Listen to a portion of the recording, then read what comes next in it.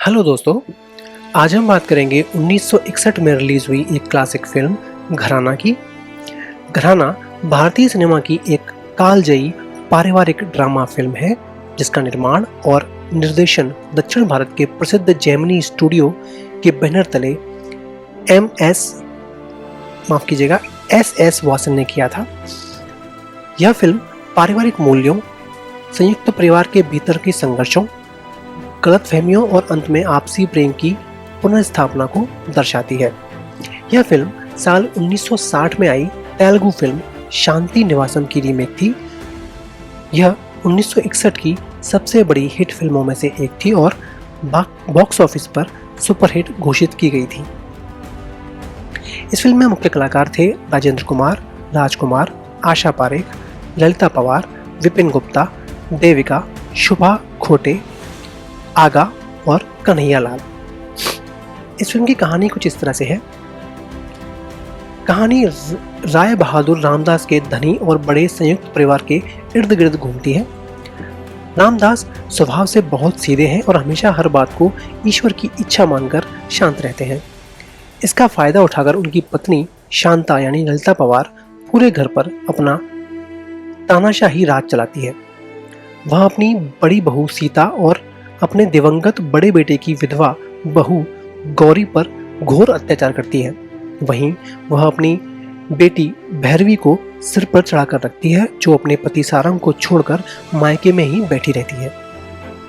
छोटा बेटा कमल यानी राजेंद्र कुमार शहर से पढ़ाई पूरी करके लौटता है और अपनी कॉलेज की प्रेमिका उषा यानी आशा पारेख से शादी कर लेता है।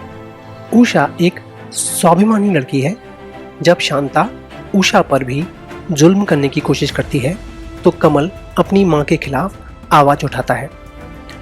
वह अपने पिता रामदास को समझाकर घर की कमान उनके हाथों में सौंपता है, जिससे शांता और भैरवी का प्रभाव कम होने लगता है। अपनी सत्ता छीनने से नाराज भैरवी और मुनीम श्यामलाल मिलकर घर को तोड़ने की साजिश रचते हैं। भैरवी अपने सगे भाई कैलाश यानी राजकुमार के कान भरती है। वह कैलाश के मन में यह घिनौना शक पैदा करती है कि उसकी पत्नी सीता और उसके छोटे भाई कमल के बीच अवैध संबंध है। कैलाश जो स्वभाव से शकी है, वह अपनी बहन की बातों में आ जाता है। वह बिना सच जाने अपनी गर्भवती पत्नी सीता को घर से निकाल देता है और खुद भी घर छोड़कर चला जाता है। इस झूठे कलंक से टूटकर सीता आत्महत्या करने की कोशिश करती है, लेकिन कमल और उषा उसे बचा लेते हैं। कमल और भैरवी का पति सारंग मिलकर कैलाश को ढूंढते हैं और उसे सच का सामना करने के लिए वापस लाते हैं। अंत में जब साजिश का पर्दाफाश होता है तो भैरवी को अपनी भयानक गलती का एहसास होता है। वह सबके सामने रोते हुए अपना गुनाह कबूल करती है। कैलाश को अपनी पत्नी पर शक करने का भारी पछतावा होता है और वह सीता से घुटनों के बल बैठकर माफी मांगता है। मां सीता का अहंकार भी टूट जाता है।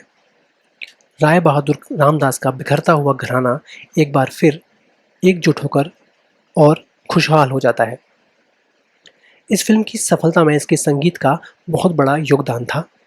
महान संगीतकार रवि ने इसका संगीत तैयार किया था और गाने शकील बदायूनी ने लिखे थे।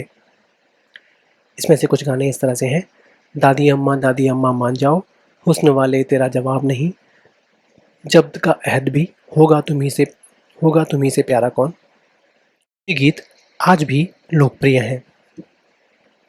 फिल्म को समीक्षकों और दर्शकों दोनों की भरपूर सराहना मिली, जिसके चलते इसे 1962 के फिल्म फेयर पुरस्कारों में कई श्रेणियों में नामांकित और पुरस्कृत किया गया, जैसे सर्वश्रेष्ठ संगीत निर्देशक रवि, सर्वश्रेष्ठ गीतकार शकील बदायूनी हुस्न वाले तेरा जवाब नहीं गाने के लिए, सर्वश्रेष्ठ पार्श्व गायक मोहम्मद रफ़ी हुस्न वाले तेरा जवाब नहीं के लिए नामांकित हुए थे और सर्वश्रेष्ठ सहायक अभिनेत्री शुभा खोटे भी नामांकित हुई थी।